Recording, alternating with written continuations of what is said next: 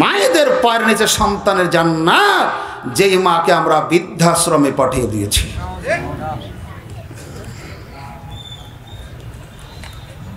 জান্নাত পাচ্ছেন, সুবহানাল্লাহ বলছেন। কিন্তু যেই বৃদ্ধ পিতা মাতাকে বাড়ি থেকে তাড়িয়ে দিয়েছেন, এক জোড়া কাপড় হলে 1 বছর কিনা লাগে না, এক জোড়া জামা হলে 1 বছর লাগে না। আপনি যেই ভাত কুকুরকে খাওয়ান, যেই ভাত গরু ছাগলকে দেন, যেই ভাত নষ্ট হলে খান না, নর্দমায় ফেলে দেন, এই ভাতটা বৃদ্ধ পিতা মাতাকে দিতে চান না। যার জন্য তো আজকে বৃদ্ধাশ্রমের তৈরি করা হয়েছে। আজকে এই সন্তান তার মাকে তুলে দেয় ট্রেনে, বলতে পারে না নামবে কোথায়, বলতে পারবে না, এটা জেনেই তো আপনি তুলে দিয়েছেন। আপনার বাড়ির বোঝা মনে করেন, অথচ আপনার জীবনের এই সফলতার পিছনে, আপনার জীবনের এই অর্জনের পিছনে, আজকে আপনার এই জীবনের কৃতিত্বের পিছনে সারা পৃথিবীর সবচাইতে বেশি যার অবদান, তিনিই হলেন এই পিতামাতা। এজন্য বলি, তোমার অবস্থা আজকে ভালো হয়েছে। তাহাজ্জুদে উঠে তুমি চোখের পানি ছাড়ো, জায়নামাজ চোখের পানিতে যদি ভিজিয়ে ফেলো, পিতামাতা তোমার প্রতি খুশি না থাকে, এই তাহাজ্জুদ তোমাকে জান্নাতে নিবে না। হজ উমরা করতে গিয়ে কাবার গিলাফ ধরে কান্নাকাটি করতে করতে তোমার চোখের পানিতে মক্কার মরুভূমি যদি বন্যায় প্লাবিত হয়, তুমি জান্নাতে যেতে পারবে না। তোমার জান্নাতে বাধা হয়ে আছে তোমার বৃদ্ধা পিতামাতার অসন্তুষ্টি। অতএব তুমি তোমার জান্নাতের পথ যদি সুগম করতে চাও, ভালো করতে চাও, সহজ করতে চাও, তাহলে তুমি তোমার পিতামাতার সন্তুষ্টি অর্জনের চেষ্টা করো, তবেই তোমার জন্য জান্নাতে যাওয়া সহজ হবে। হে আল্লাহ, এদেশের প্রতিটি যুবককে তুমি পিতামাতার খেদমত করার তৌফিক দান করো। হে আল্লাহ, এদেশের কোন যুবকের পিতামাতা বার্ধক্যকালে অসহায় অবস্থায় কাউকে যেন ওই বৃদ্ধাশ্রমে থাকতে না হয়, তুমি এরকম হেদায়াত, প্রদার মানসিকতা, প্রশস্ত অন্তর আমাদের যুবকদেরকে তুমি দান করো, আমিন। আব্দুল্লাহ ইবনে আব্বাস রাদিয়াল্লাহু তাআলা আনহু বলেন, রাসূলুল্লাহ সাল্লাল্লাহু আলাইহি ওয়াসাল্লাম একদিন জনৈক ব্যক্তিকে উপদেশ দিতে গিয়ে বলেছিলেন, ইগতানিম খামসান ক্বাবলা খামসিন, শোনো, তুমি তোমার জীবনের 5টি বিষয়কে গানিমাত মনে করো।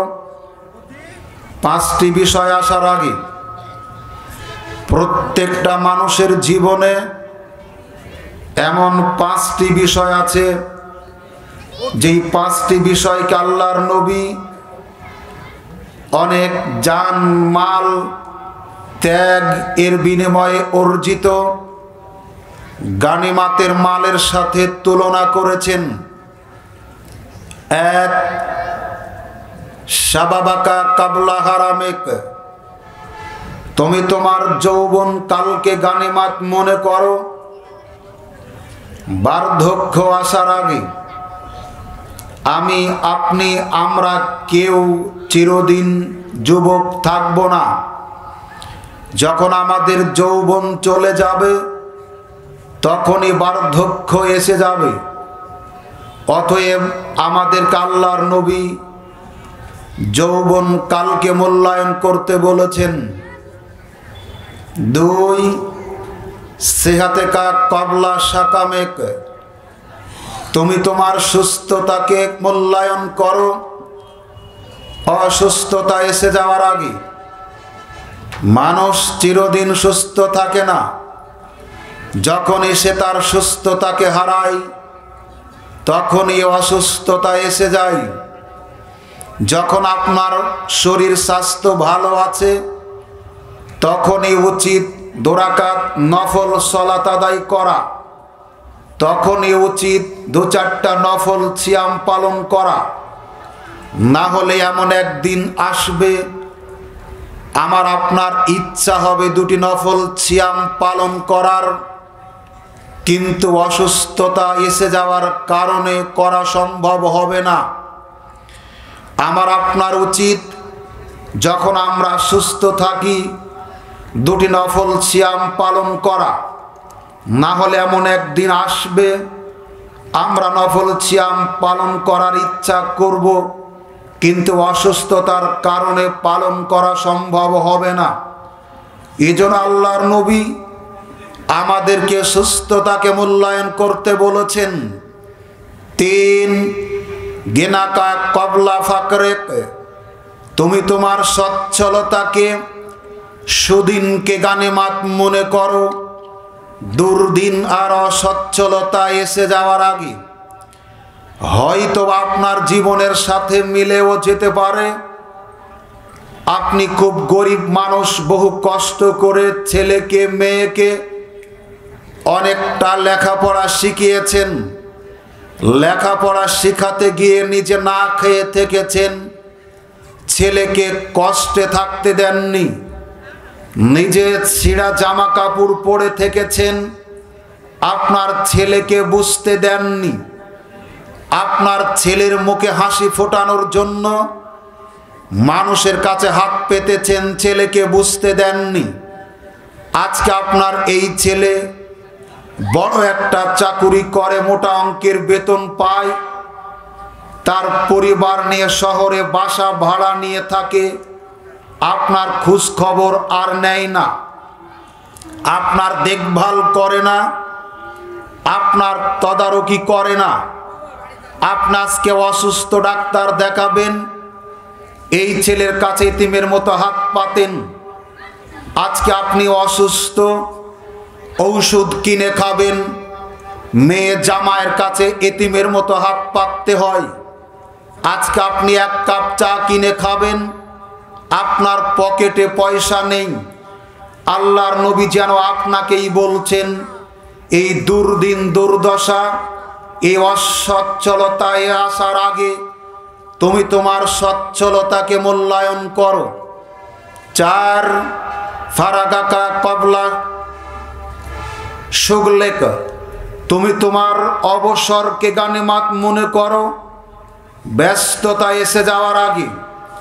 আল্লাহর নবী বলেছেন, আদম সন্তানকে দেওয়া আল্লাহর যতগুলি নিয়ামত, সবচেয়ে গুরুত্বপূর্ণ 2টি নিয়ামতের একটা হলো সুস্থতা। আদম সন্তান সুস্থতাকে মূল্যায়ন করতে জানে না।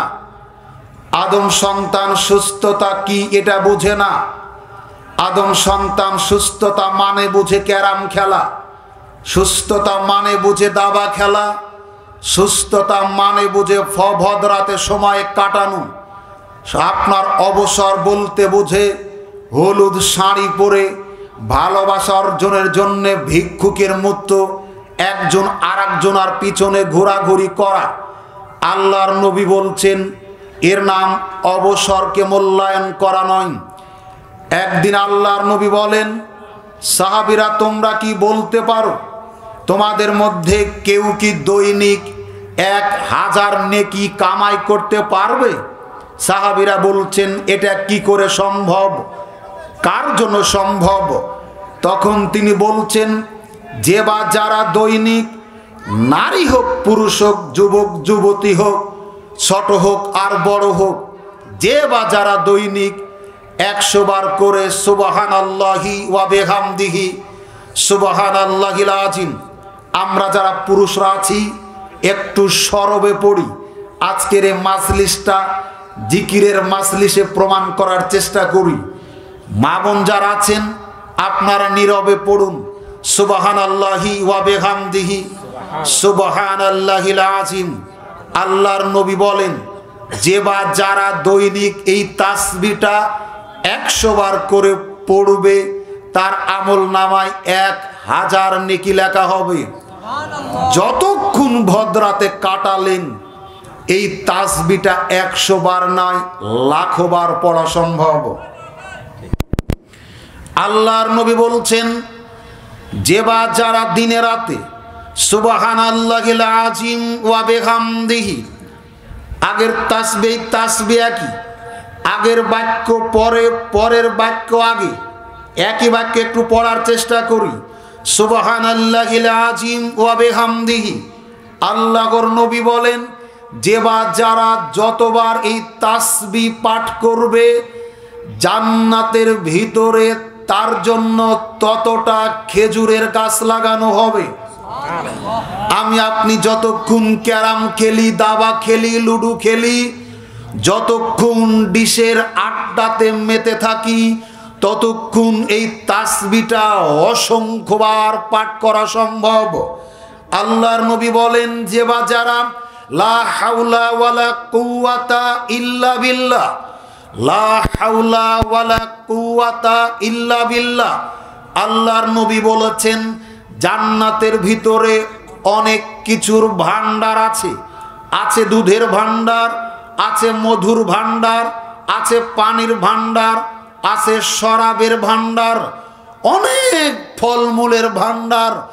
আল্লাহর নবী বলেছেন, যে বা যারা নারী হোক পুরুষ হোক, ছোট হোক বড় হোক, রাতে দিনে যে যতবার এই তাসবিহ পাঠ করবে, লা হাওলা ওয়ালা কুওয়াতা ইল্লা বিল্লাহ, আল্লাহর নবী বলেছেন যতবার পাঠ করবে জান্নাতের ততটা ভান্ডার সে লাভ করবে। আপনি অবসরকে কিভাবে কাটাবেন বিবেচনা আপনার। আপনার অবসর সময়ের প্রত্যেকটা সেকেন্ড যাতে নেকি কামাইয়ের মাধ্যম হয়, তার কারণ আপনাকে সহজভাবে বোঝায়। বানেশ্বর বাস স্ট্যান্ডে বাস দাঁড়ানো, 10টাতে ছেড়ে যাবে একটা, 10:30টাতে একটা, 11তে একটা, 11:30তে একটা, 12তে একটা।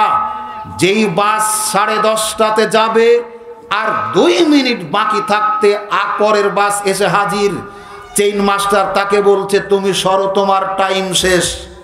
কথা বলেন। আপনি মনে করবেন 11টার বাস এর টাইম শেষ, 5 মিনিট আগেই চেইন মাস্টার বাঁশি বাজাচ্ছে, আপনি সরুন, 11:30টা হাজির। 11:30টার 5 মিনিট আগে 11:30টা হাজির। ও বলছে আপনি চলে যান, পরের বাসে জায়গা দেন। তার মানে আপনার আমার জীবন থেকে যখনই অবসর চলে যাবে যেন হুইসেল বাজাচ্ছে ব্যস্ততা ঘিরে ধরার। যখনই আমার আপনার জীবন থেকে যৌবন চলে যাচ্ছে তখনই যেন বাঁশি বাজাচ্ছে আমার বার্ধক্য। যখন আমার আপনার জীবন থেকে সচ্ছলতা যাবার সময় তখন যেন সংকেত দিচ্ছে তোমার চলে আসতে অসুস্থতা। যখনই সচ্ছলতার সময় শেষ তখনই যেন ঘন্টা বাজাচ্ছে অসচ্ছলতা। যখনই আমার আপনার অবসরের সময় শেষ তখনই যেন ঘন্টা বাজাচ্ছে আপনার ব্যস্ততার। আল্লাহর নবী বলছেন, 5 হায়াতুকা কাবলা মাউতে। পৃথিবীর মানুষ, তুমি তোমার জীবনকে মূল্যায়ন করো। তোমার জীবন বৃথা নয়। তুমি তারই মদে মত্ত থেকে, নারী কলঙ্কারিতে ব্যস্ত থেকে, তাসের আড্ডা পিটে জীবনটা নষ্ট করো না। তোমার জীবনের অনেক দাম। তোমাকে আল্লাহ সৃষ্টি করেছেন অনেক পরিকল্পনা নিয়ে। তুমি তোমার জীবনটাকে নষ্ট করো না। তুমি তোমার জীবনকে মূল্যায়ন করতে শেখো। তোমার কারণে তোমার পিতা সমাজের বিত্তশালী মানুষ, অনেক সুনাম অর্জন তার গোটা এলাকাতে, মানুষ এক নামে চিনে সালাম কালাম করে। তুমি মাদকের সাথে জড়িত, তাই তোমার বাপ লজ্জায় মানুষের কাছে মুখ দেখাতে পারে না। তুমি নেশার সাথে জড়িত, তোমার বাপ সমাজে মাথা উঁচু করে দাঁড়াতে পারে না। তুমি নারী কেলেঙ্কারিতে জড়িত, তোমার কারণেই গোটা পরিবার মানুষের কাছে অসম্মানিত। যুবক, তোমাকে বলি, তোমার জীবনকে মূল্যায়ন করতে শিখো। এটা জীবন নয়। তুমি পথ থেকে বের হয়ে এসো, তোমার জীবনকে দাম দাও। তোমার জীবনের সমস্ত পাপ আল্লাহ সুবহানাহু ওয়া তাআলা ক্ষমা করার জন্য প্রস্তুত হয়ে আছেন। ওই শোনো, আবু হুরায়রা রাদিয়াল্লাহু তাআলা আনহু বলেন, রাসূলুল্লাহ সাল্লাল্লাহু আলাইহি ওয়াসাল্লাম বলেছেন, আল্লাহ সুবহানাহু ওয়া তাআলা প্রত্যেক রাতের শেষ তৃতীয়াংশে দুনিয়ার আসমানে নেমে আসেন, আহ্বান করতে থাকেন, এমন কেউ কি আসো অসুস্থ, আমার নিকটে চাইবে, আমি তাকে সুস্থতা দান করব। এমন কেউ কি আছো পাপী, আমার নিকটে চাইবে, আমি তার পাপকে ক্ষমা করে দিব। আমি আপনি যখন ঘুমাই আল্লাহ সুবহানাহু ওয়া তাআলা তখন আমাকে আপনাকে ক্ষমা করার জন্য ডাকেন। রাসূলুল্লাহ সাল্লাল্লাহু আলাইহি ওয়াসাল্লাম বলেছেন, আল্লাহ সুবহানাহু ওয়া তাআলা রাত্রিতে তার এক হাত মেলে ধরেন যাতে দিনের পাপীরা ক্ষমা চাইতে পারেন আর তিনি ক্ষমা করতে পারেন। আবার দিনের বেলাতে এক হাত প্রসারিত করেন যাতে রাতে যারা পাপ করেছে তারা ক্ষমা চাইতে পারে আর তিনি ক্ষমা করতে পারেন। এইভাবে রাত দিন 24 ঘন্টার প্রতিটি সেকেন্ড তিনি ক্ষমা করার জন্য রেডি হয়ে আছেন, কিন্তু ক্ষমা চাচ্ছে কে? এজন্য বলি, জীবনকে মূল্যায়ন করতে শিখুন, জীবনকে দাম দিতে শিখুন। বিশাল পরিকল্পনা নিয়ে আমাকে আপনাকে আল্লাহ সুবহানাহু ওয়া তাআলা পৃথিবীতে প্রেরণ করেছেন। বলছিলাম তারপরেও এমন কিছু মানুষ আমরা পৃথিবীতে আছি, সালাত সিয়াম আদায় করার পরেও এমন কিছু অন্যায়, এমন কিছু পাপ আমার আপনার মাধ্যম দিয়ে সংগঠিত হবে যার কারণে সালাত আদায় করার পরেও জান্নাতে যেতে পারবো না। সিয়াম পালন করার পরেও, হজ ব্রত পালন করার পরেও জান্নাতে যাওয়া যাবে না। গেলেও জাহান্নামে শাস্তি ভোগ করার পরে জান্নাতে যাওয়া সম্ভব হবে। কিন্তু আমরা চাচ্ছি আল্লাহ সুবহানাহু ওয়া তাআলার কাছে কোনো আযাব ছাড়া, কোনো গজব ছাড়া, কোনো হিসাব ছাড়া শুরু থেকে জান্নাতে যেতে। হে আল্লাহ, তুমি আমাদেরকে কবুল আর মঞ্জুর করুন, জান্নাতের প্রথম শ্রেণীর মেহমানদের অন্তর্ভুক্ত হওয়ার জন্য আমিন। আমিন।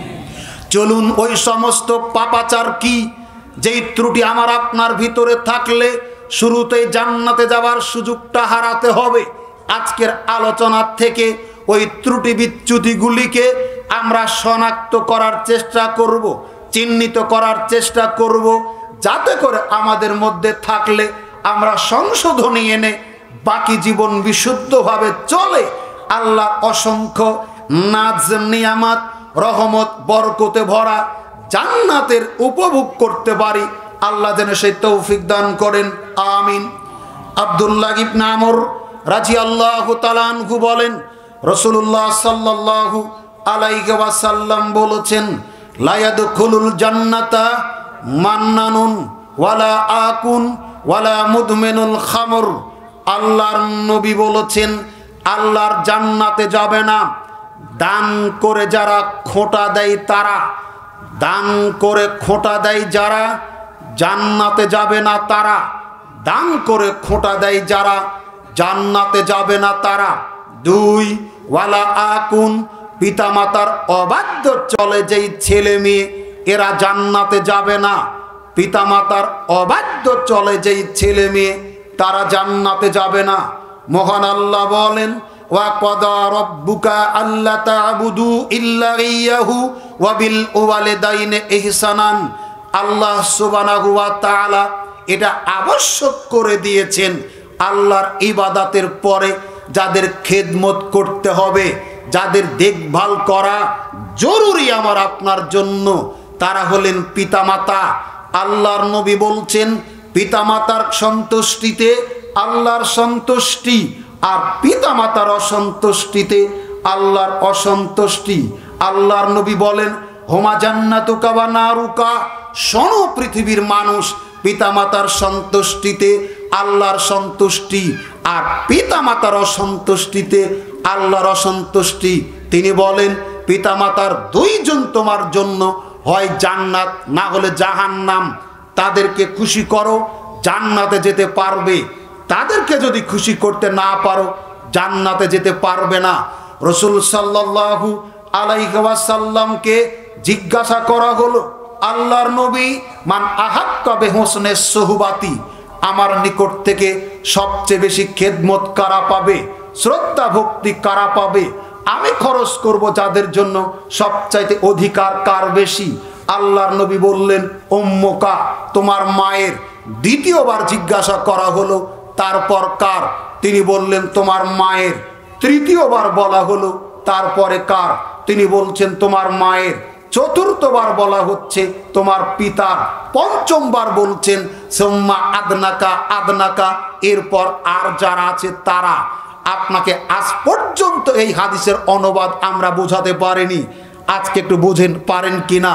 আপনাকে যদি জিজ্ঞাসা করি, সারা পৃথিবীতে আল্লাহ এবং তার রসুলের পরে সবচাইতে সম্মান কাকে বেশি করতে হবে?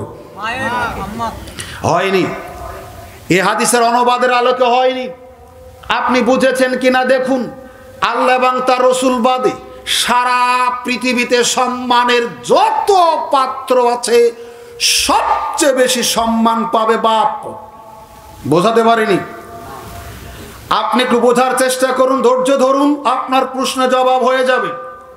আপনাকে বলি, আল্লাহ এবং তার রসুল বাদে সারা পৃথিবীতে সম্মানের যত ক্ষেত্র আছে সবচেয়ে সম্মান বেশি পাবে বাপ। আর বাপ যতখানি পাবে তার 3 গুণ পাবে মা। বোঝাতে পারিনি? এখন বুঝেন কিনা দেখেন তো। হাদিস দা বলছে, আপনাকে হুবহু তাই বলছি। আবার বলছি, সারা পৃথিবীতে আপনার ইচ্ছায় অনিচ্ছায় আল্লাহ তার নবীকে মানতে আপনি বাধ্য।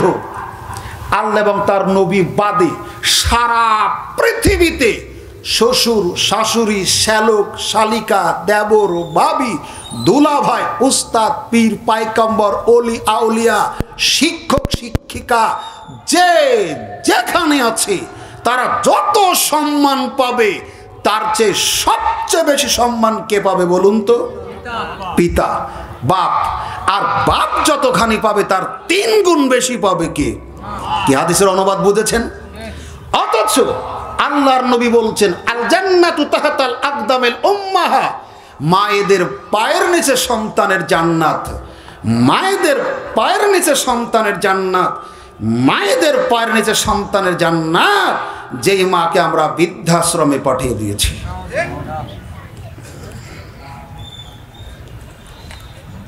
জান্নাত পাচ্ছেন, সুবহানাল্লাহ বলছেন। কিন্তু যেই বৃদ্ধ পিতা মাতাকে বাড়ি থেকে তাড়িয়ে দিয়েছেন, এক জোড়া কাপড় হলে 1 বছর কিনা লাগে না, এক জোড়া জামা হলে 1 বছর লাগে না। আপনি যেই ভাত কুকুরকে খাওয়ান, যেই ভাত গরু ছাগলকে দেন, যেই ভাত নষ্ট হলে খান না, নর্দমায় ফেলে দেন, এই ভাতটা বৃদ্ধ পিতা মাতাকে দিতে চান না। যার জন্য তো আজকে বৃদ্ধাশ্রমের তৈরি করা হয়েছে। আজকে এই সন্তান তার মাকে তুলে দেয় ট্রেনে, বলতে পারে না নামবে কোথায়, বলতে পারবে না, এটা জেনেই তো আপনি তুলে দিয়েছেন। আপনার বাড়ির বোঝা মনে করেন।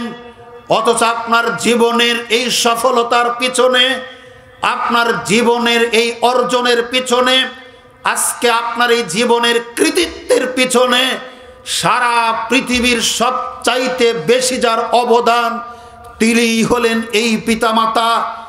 এজন্য বলি, তোমার অবস্থা আজকে ভালো হয়েছে। তাহাজ্জুদে উঠে তুমি চোখের পানি ছাড়ো, জায়নামাজ চোখের পানিতে যদি ভিজিয়ে ফেলো, পিতামাতা তোমার প্রতি খুশি না থাকে, এই তাহাজ্জুদ তোমাকে জান্নাতে নিবে না। হজ উমরা করতে গিয়ে কাবার গিলাফ ধরে কান্নাকাটি করতে করতে তোমার চোখের পানিতে মক্কার মরুভূমি যদি বন্যায় প্লাবিত হয়, তুমি জান্নাতে যেতে পারবে না।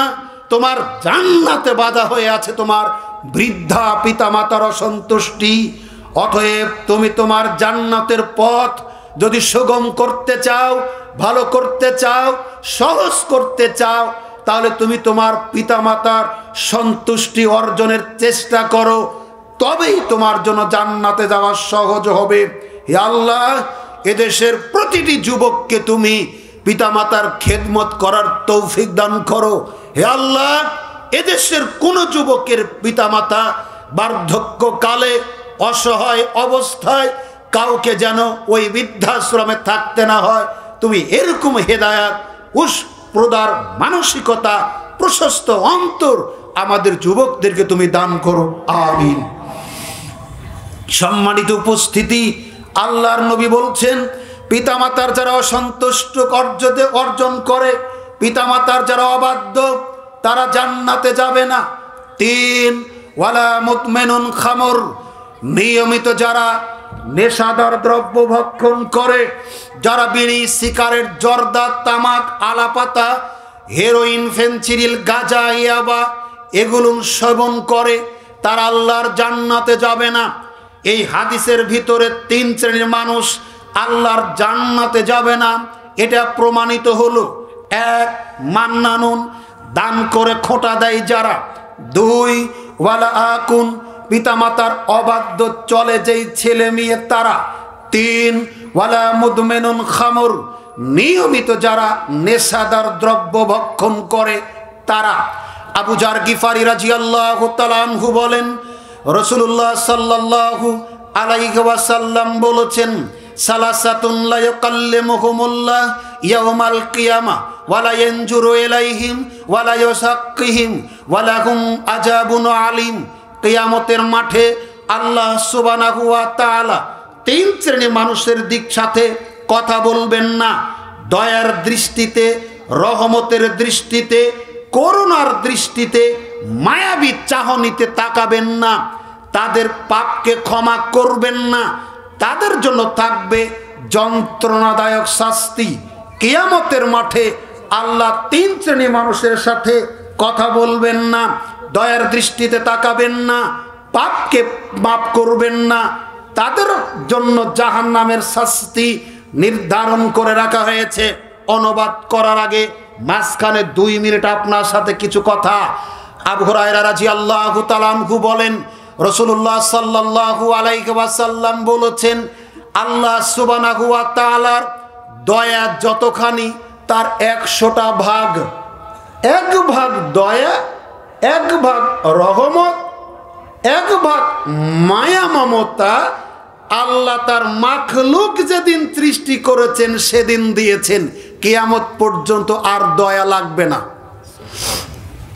যত মানুষ আছেন আজকে বোঝার চেষ্টা করবেন, হাদিসের অনুবাদ পরে হবে।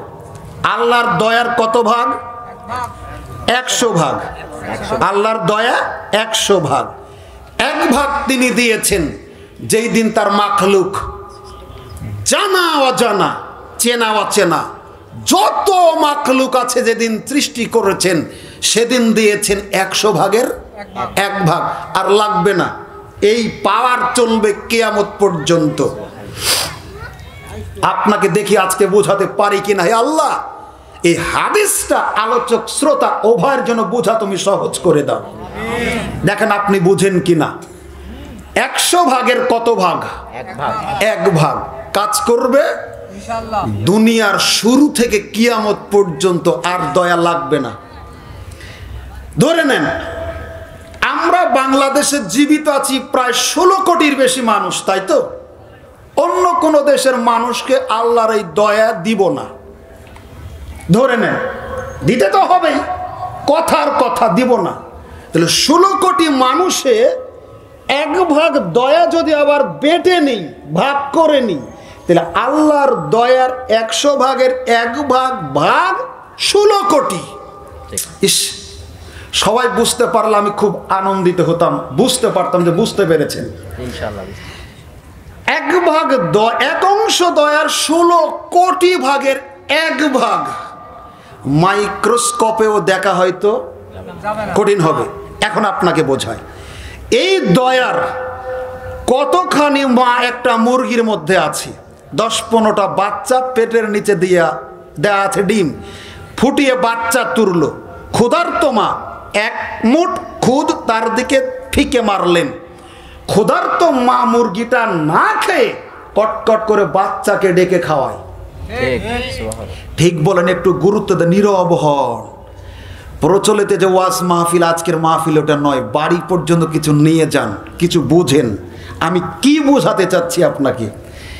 1 ভাগ দয়ার 16 কোটি শুধু বাংলাদেশের মানুষ হলেন, তাও জীবিতরা, মৃতদের দেইনি, অন্য কোন দেশের মানুষকে দেইনি। আমাদের একটু ক্ষমতা বেশি তো, তাই না? আমরা নিয়ে নিলাম। মুরগিটার ভিতরে কতখানি আছে, কত দয়া থাকলে একটা ক্ষুধার্ত মা তার বাচ্চাকে ডেকে খাওয়ায়। সুবহানাল্লাহ। আপনি গাভী ফেলেছেন, বাচ্চা প্রসব করেছে গাভী, গায়ে নোংরা থাকে না বাবা?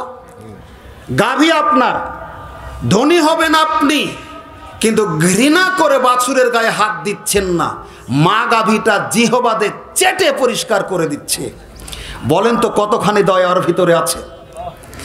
একটা ছেলে একটা মেয়ের সাথে সম্পর্ক পারিবারিকভাবে মেনে নিচ্ছেন না, ট্রেনের তলে পড়ে মারা যাচ্ছে, ও কতখানি পেয়েছে বলেন তো?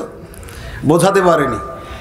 আপনি গরিব মানুষ, ভ্যান চালিয়ে খান, আপনার ছেলেকে অপহরণ করা হয়েছে, হাইজ্যাক করা হয়েছে, মোবাইলে বলা হচ্ছে 5 লক্ষ টাকা না দিলে বানেশ্বর ব্রিজের নিচে লাশ পাবে ছেলের। আপনি বাড়ি বিক্রি করলেন, গাড়ি বিক্রি করলেন, কিডনি বিক্রি করলেন, কেন বলেন তো? ছেলেকে কতখানি ভালোবাসেন বলতে পারবেন না। এখন আপনাকে বলি, কত ভাগ দয়া? আরে বলে গেলে হবে না, কত ভাগ? 1 ভাগের 16 কোটি। তা তো মানুষ, আমি মানুষে যাইনি, একটা বলেছি, দেখিয়েছি মুরগি, দেখিয়েছি গরু। এখন আপনাকে বাকি আছে কতখানি? দয়া বাকি আছে কতখানি? 99 ভাগ। দিবেন কখন? আলহামদুলিল্লাহ, বাকি আছে 99 ভাগ। যে 99টা দয়া আল্লাহ নিজে হাতে কিয়ামতের দিন নিজে দিবেন, তার হাতে আছে। সেই দিন এই দয়াতে দুনিয়ার চাইতে কাজ বেশি হবে না কম হবে? ইস আল্লাহ, এই হাদিসের অনুবাদটা তুমি আমাদের সকলকে বোঝার তৌফিক দাও। 1 ভাগ দয়াতে পৃথিবীতে এত মায়া মহব্বত, আর 99 ভাগ দয়া যেদিন দিবেন সেদিন তার দয়াতে আরো কাজ করবে, কম না বেশি? অথচ সেই দিন আল্লাহ সুবহানাহু ওয়া তাআলা 3 শ্রেণীর মানুষের সাথে কথা বলবেন না, তাহলে তার দয়া যাবে কোথায়? তাদের সাথে আল্লাহ দয়ার দৃষ্টিতে তাকাবেন না, তাহলে 99 ভাগ দয়ার কাজ কোথায় তিনি করবেন? তাদের পাপ ক্ষমা করবেন না, তাদের জন্য থাকবে যন্ত্রণাদায়ক শাস্তি। তাহলে 99 ভাগ দয়া কাজ কোথায় করবে? আর এই পাপ, এই মানুষরা আবার কারা? আল্লাহর নবী বলছেন, আল মুসবেলু, পুরুষদের মধ্যে যারা প্যান্ট, পাজামা, লুঙ্গি, ট্রাউজার টাকনোর নিচে পরে, এদের জন্য এই দুর্ভোগ। যাদের সাথে আল্লাহ কিয়ামতের দিন কথা বলবেন না, দয়ার দৃষ্টিতে তাকাবেন না, তাদের পাপ ক্ষমা করবেন না, তারা জাহান্নামে যাবে। যেই দিন 99 দয়া নিয়ে আল্লাহ বসবেন, সেই দিনের কথা তিনি বলছেন। আপনার কাছে পাপই নয় টাকনোর নিচে প্যান্ট পাজামা পরা। আপনাকে বুঝাতে পারেন আজকের হাদিস, বাড়িতে গিয়ে একটু বুঝবেন, অন্তরকে জিজ্ঞাসা করুন। এত দয়া যেই দিন, এত দয়া যেখানে, সেখানে কোনো কাজ করবে না তাদের উপরে যেই পুরুষরা প্যান্ট, পাজামা, লুঙ্গি, ট্রাউজার টাকনোর নিচে পড়ে। সাবধান, আপনি তুচ্ছ মনে করছেন, হালকা মনে করছেন। হালকা নয়, কঠিন এবং জটিল পাপ টাকনোর নিচে পরিধানের কাপড় পরা। 2, মান্নানুন, যারা দান করে খোঁটা দেয়। 3, ওয়াল মুনাফিকু সিলআতাহু বিল হালফিল কাযিব, যারা মিথ্যা কথা বলে পণ্য সামগ্রী ক্রয় বিক্রয় করে, এরা জান্নাতে যাবে না। আলুর দাম বেশি, বস্তার নিচে বড়, মাঝখানে 20 কেজি ছোট, উপরেও বড়, উপরে দেখলে বড়, ঢেলে নিলেও বড়, সবটি বিক্রি করলেন বড়র দামে। তাহাজ্জুদ পড়ে সিজদার জায়গায় কপালে দাগ পড়ে আছে, কবুল হয়নি, দলিল আলুর বস্তা। আপনাকে বলি, দুধ খাবেন বলে গাভী কিনেছিলেন, দুধ হয় না। 5-7 দিন থেকে বাছুর আটকালেন, বানেশ্বর বাজারে তুললেন ক্রেতাকে আকৃষ্ট করার জন্য। বাপ বেটা গরু কিনতে এসেছে, আপনার দেখে পছন্দ, বলছেন চাচা কতখানি দুধ হয়? বলছেন 17 লিটার। 1 লিটার হলেই বেচতেন না, হয়তো দুনিয়াতে কিছু লাভবান হলেন, জান্নাত হারালেন। নবী বলেছেন, আল্লাহর নবী কি যেন মনে করলেন, রাস্তা দিয়ে যাচ্ছেন, খাদ্য স্তূপের সামনে দিয়ে মনে করলেন কি, ঢুকালেন হাত, ভিতর থেকে কিছু খেজুর বের করে দেখলেন উপরে যা ভিতরেরটা আলাদা। জিজ্ঞাসা করলেন, ওহে দোকানি, ব্যাপার কি? দোকানদার বলছে, আল্লাহর নবী, বৃষ্টির পানি পড়েছিল, ভালো কথা, পৃথক করে রাখলে না কেন? মানুষ দেখে শুনে পছন্দ মতো দরদাম করে কিন্তু। শোনো, মান গাসসানা ফালাইসা মিন্না, যারা আমাদের সাথে প্রতারণা করে তারা আমার উম্মত নয়। বেগুন কিনতে যান, বেগুনালা ঘাড়ের গামছা দিয়ে উপরের সাজানো বাগুনগুলি পরিষ্কার করে, ভিতরের গুলি পোকা কাটা। আপনাকে বলি, গুস্ত কিনতে যান, কষাই যেভাবে গুস্ত দিল মনে হলো 1450 গ্রামে 1 কেজি, বাড়িতে ওজন করবেন 750 গ্রাম মিললে আলহামদুলিল্লাহ। মাছ কিনতে যান, দেখবেন মনে হয় 1300 গ্রামে দিল, 800 গ্রাম হলে আলহামদুলিল্লাহ। আপনি সবজি বিক্রি করতে যান, বাংলাদেশে তো 40 কেজিতে মন আর কিছু বিক্রি হয় আমার জানা নাই। বাংলাদেশে 40 কেজিতে কোনো জিনিস বিক্রি হয় এটা আমার জানার বাহিরে। দামি জিনিস 41-42 কেজি। সবজি জাতীয় আম যদি বিক্রি করতে যান 50 কেজিতে 1 মন, আপনি বিক্রি করছেন 50 কেজিতে 1 মন, কিনতে যান দিবেন 37 কেজিতে 1 মন। শোনেন, আপনাকে বলছি, পরকাল নষ্ট করেন না। রাসূলুল্লাহ সাল্লাল্লাহু আলাইহি ওয়াসাল্লাম বলেছেন, যারা সৎ ব্যবসায়ী, যারা আদর্শ ব্যবসায়ী, জান্নাতের ভিতরে এরা নবীদের সাথে থাকবে, সিদ্দিকদের সাথে থাকবে, শহীদদের সাথে থাকবে।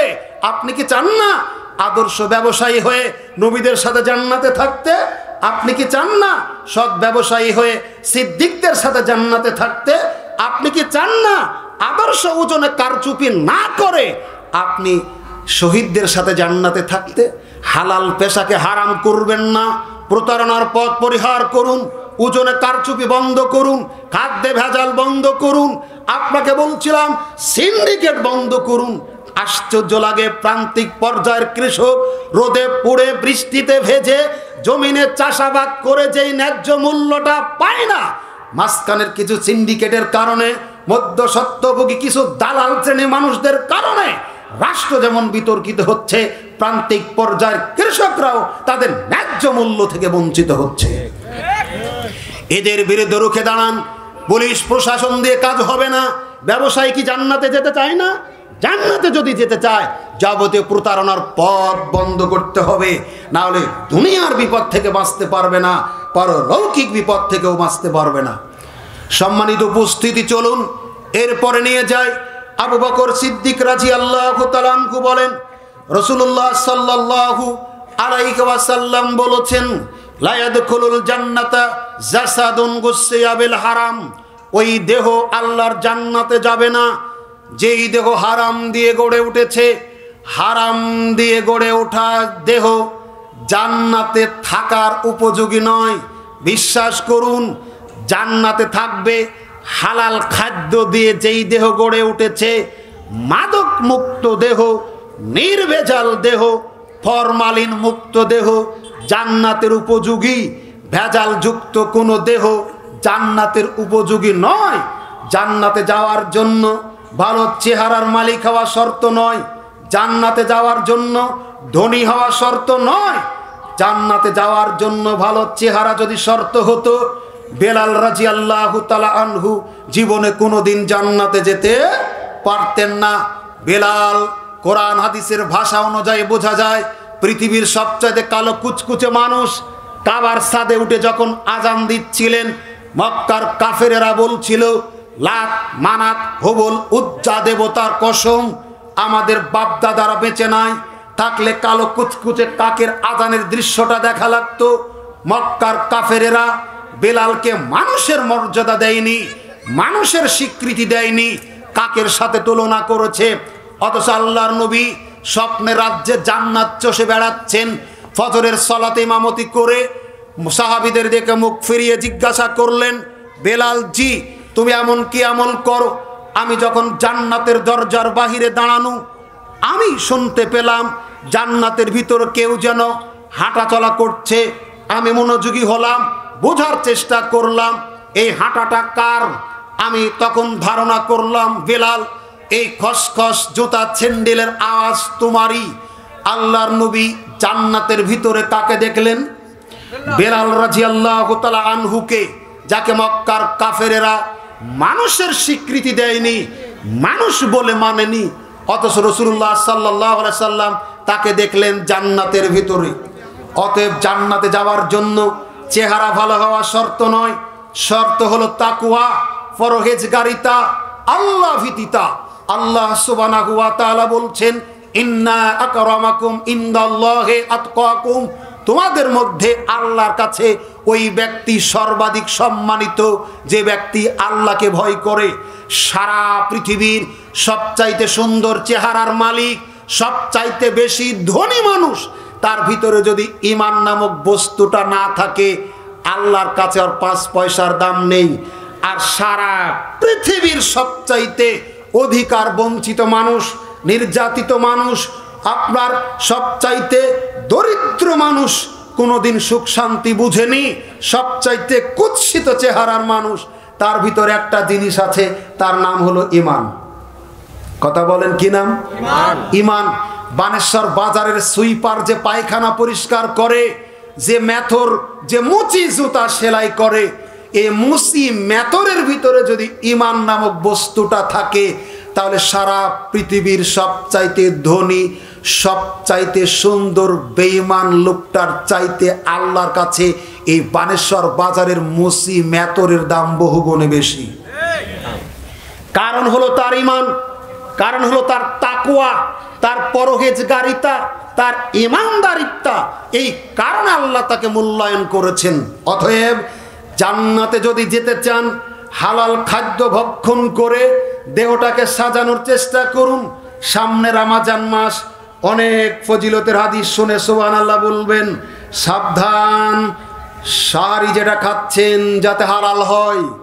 সাবধান, ইফতার যেটা নিয়ে করছেন, খেজুর যদি মরিয়ম হয়, খেজুর যদি আজওয়াও হয়, হারাম টাকা দিয়ে যদি কিনা হয়, আজওয়া হলেও সিয়াম কবুল হবে না, মরিয়ম হলেও কবুল হবে না। আপনার আজওয়া মরিয়ম কিছু হবে না, সরকারি নলকূপের 1 ঢুক পানি হবে। হালাল যদি হয় আপনারটা কবুল হবে। বোঝাতে পারি না আপনাকে, আলোচনা বহু হবে। একটা কথা মনে রাখবেন, হালাল রিজিক ইবাদত কবুলের আবশ্যিক একটা শর্ত। আপনাকে বলি চলুন। আনাস রাদিয়াল্লাহু তাআলা আনহু বলেন, রাসূলুল্লাহ সাল্লাল্লাহু আলাইহি ওয়াসাল্লাম বলেছেন, আল্লাহ সুবহানাহু ওয়া তাআলা যখন তার সৃষ্টি জগৎ সৃষ্টি করে অবসর হলেন, তখন রেহেম, আত্মীয়তা দাঁড়িয়ে আল্লাহর কোমরটা, মাজাটা চেপে ধরলো। আল্লাহ সুবহানাহু ওয়া তাআলা তখন তাকে বললেন, রেহেম, আত্মীয়তা, তুমি কি চাও? শোনো, আমি তোমার সাথে অঙ্গীকার করছি, চুক্তি করছি এই মর্মে যে তোমার সাথে যারা সম্পর্ক ঠিক রাখবে, আমি আল্লাহ তাদের সাথে সম্পর্ক ঠিক রাখবো। কার সাথে সম্পর্ক ঠিক রাখতে হবে? আত্মীয়তার সাথে। তিনি বলছেন, আত্মীয়তা শোনো, রেহেম শোনো, তোমার সাথে যারা সম্পর্ক ছিন্ন করবে, আমি আল্লাহ তাদের সাথে সম্পর্ক ছিন্ন করব। বোঝা যাচ্ছে হাদিসের আলোকে, আত্মীয়তার সম্পর্ক যারা রক্ষা করবে, আল্লাহ ওই বান্দার সাথে সম্পর্ক রক্ষা করবেন। আত্মীয়র সাথে যারা সম্পর্ক রক্ষা করবে না, আল্লাহ তাদের সাথে সম্পর্ক রক্ষা করবে না। এখানে শেষ নয়। জুবাইর ইবনে মুতঈম রাদিয়াল্লাহু তাআলা আনহু বলেন, রাসূলুল্লাহ সাল্লাল্লাহু আলাইহি ওয়াসাল্লাম বলেছেন, লা ইয়াদখুলুল জান্নাতা কাতিউন কাত্তাতুন ওয়া ফি রিওয়ায়াতিন নাম্মামুন। আল্লাহর নবী বলেছেন, আত্মীয়তার সম্পর্ক ছিন্নকারী জান্নাতে যাবে না। আত্মীয়তার সম্পর্ক ছিন্নকারী জান্নাতে যাবে না। আপনার বাড়িতে জন্মদাতা বাপ আছে, আপনার বাড়িতে বহু কষ্ট করে পেটে ধারণ করা, বহু কষ্ট করে প্রসব করা মা আছেন, তার জন্য ঈদের মধ্যে 10 টাকা আপনার জুটে না, তার জন্য নতুন একটা শাড়ি জুটে না, তার জন্য ভালো একটা খাবার আপনার পয়সায় কোলায় না, কিন্তু আপনার জমিনের ফসলটা বিড়ালদাহ মাজারে দিয়ে আসেন। আপনার বড় ক্ষেতের ফসলটা পীর সাহেবকে দেওয়ার চেষ্টা করেন। আপনার ধারণা, আমার প্রতি পীর সাহেব যদি খুশি থাকে, আমার জান্নাত ঠেকাই কে? আমার উপর যদি মাজার খুশি থাকে, আমার দুনিয়ার বিপদ থেকে আর বিপদে ফেলার কে আছে? এমন পীর যেটা আমার উপরে খুশি আছে, আপনার একটা কমন সেন্স থাকা দরকার, সাধারণ প্রাথমিক একটা জ্ঞান থাকা দরকার। আপনি তো বলছেন হুজুর মাজারে যারা টাকা দেয় আপনার চাইতে বেশি সার্টিফিকেট তাদের আছে, ওরা এলএলবি পাস করা, মাস্টার ডাক্তার পাস করা, ইঞ্জিনিয়ার পাস করা। আপনার বিবেচনার কাছে আমি একটা প্রশ্ন করি, এই মাজারের গেটে যে প্রতিবন্ধী লোকটা আছে, কারো 2 পা নাই, কারো 2 হাত নাই, কেউ কথা বলতে পারে না, একেবারে উলঙ্গ হয়ে আছে ল্যাংটা একটা মানুষ, আপনাকে দেখাবো আপনার এলএলবি পাস করা উকিলের চাইতে ওই উলঙ্গ মানুষের ব্রেন বুদ্ধি বেশি। আপনার আজকে দেখাবো এই মাস্টার ডিগ্রি পাস করা এই লোকের চাইতে ওই পাগলের ব্রেন বুদ্ধি অনেক বেশি। কিভাবে? আপনি মাস্টার, আপনি ডাক্তার, আপনার যাতে রোগ ভালো হয় এজন্য মানত নিয়ে গেছেন কোথায়? কথা বলেন। আপনি অভাবে পড়েছেন, খাদ্য চান কোথায়? আপনার বাচ্চা হয় না, চাচ্ছেন কোথায়? বলেন না একটু। আপনার টাকা পয়সার অভাব, চাচ্ছেন কোথায়? মাজারে। কিন্তু ফকিরটা চাই কার কাছে? ভুল বলেন না, কথা বুঝেন, কথা বুঝেন। রাত বেশি হয়নি, মাথা নষ্ট করেন না, রাত বেশি হয়নি। এদেশের ওয়াজ মাহফিল বেশি হয় কিন্তু পাবলিক কিছু বুঝে না। কিছু নিয়ে যান, আমার কথা আপনার খারাপ লাগবে কিন্তু যেই দিক দিয়ে যাবে কিছুদিন মনে থাকার কথা। এর আগে এসেছিলাম 1 বছর, মনে হয় ওই রাগে কয়েক বছর আর বলেননি। অনেকে ছিলেন ওই বছরে, ছিলেন না? মনে থাকার কথা অনেকের। আমরা কাদের পা চাটা গোলামি করতে আসিনি, স্বাধীন বাংলাদেশে স্বাধীনভাবে বসবাস করতে চাই। আপনাকে নগদ দেখাবো এই মাস্টার, এই ডাক্তার, এই ইঞ্জিনিয়ার, এই টুপিওয়ালা দাড়িওয়ালা কিছু মৌলবীর চাইতে এই মাজারের পাগলের ব্রেন বুদ্ধি বেশি। এখনই দেখাবো নগদ আপনাকে। বুঝতে না পারলে আমাকে ধরবেন। আপনার বিপদ উদ্ধারের জন্য কার কাছে চাচ্ছেন? বাচ্চা হয় না, কার কাছে চাচ্ছেন? কিন্তু দেখবেন মাজারের গেটে, কয়েকদিন আগে গেলাম মহস্থান, দুধ খেকো পাথর, নাম শোনেননি?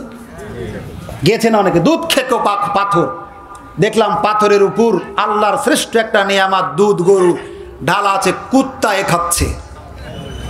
মোবাইলে তোলা আছে, দুধ খাচ্ছে কে? অনেক মানুষ খেতে পায় না দুধ, আর কুত্তায় খাচ্ছে।